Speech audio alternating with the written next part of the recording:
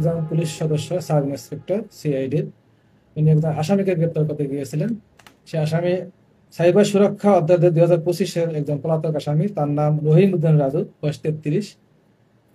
সে কানাইঘাট তার বাড়ি, কিন্তু সে বর্তমানে এই শহরে বসবাস করত। সে এই মামলার আসামি। তো এই বর্তমানে এই মামলা যে ভিকটিম, তার সাথে তার একটা ইলিগাল ইলিসিট সম্পর্ক ছিল, আমরা পরবর্তীতে জানতে পেরেছি। তো গতকাল আমাদের এই অফিসার এবং ফোর্স যখন তাকে গ্রেপ্তার করতে যায় আপনাদের শহরে সাগর দিঘি পাড়া, তখন তাই সে হুন্ডার উপরে ছিল। তো আমার পুলিশ কনস্টেবল প্রথম তাকে ধরে, পরবর্তীতে আমার সাব ইন্সপেক্টর ধরে, পিছনে ছিল আমাদের এসএমপির পুলিশ।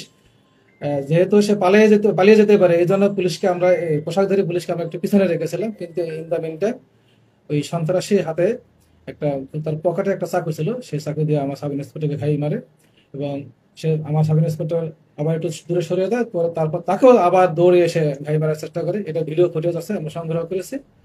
এবং তাকে রাত্রে আমরা অভিযান চালিয়ে আধুনিক তথ্য প্রযুক্তি যে সিস্টেমগুলো আছে, আমাদের পুলিশ হেডকোয়ার্টার, সিআইডি হেডকোয়ার্টার, তাদের তত্ত্বাবধানে এবং তাদের সহযোগিতা নিয়ে আমাদের সিলেট মেট্রো, এসএমপি এবং সিলেট মেট্রো এবং সিআইডি আমরা যৌথ অভিযান করে তাকে রাত 4টা বাজে তাকে গ্রেপ্তার করতে সক্ষম হই। বর্তমানে সে আমাদের হাওলায় আছে, তার নামে যথারীতি মামলা রুজু করা হয়েছে। আমাদের যে সাব ইন্সপেক্টরকে চাকরি দিয়ে ঘাই মারা হয়েছে, এটা বাম হাতের এই বগলের নিচে। তো ওসমানী মেডিকেল কলেজে উনি এখানে চিকিৎসাধীন আছেন, সেখানে অস্ত্রোপচার হয়েছে। আশা করি উনি সুস্থ হয়ে যাবেন। ডাক্তারদের সাথে আমরা কথা বলেছি, আমরা সবার সাথে যোগাযোগ রাখছি। আমি নিজেও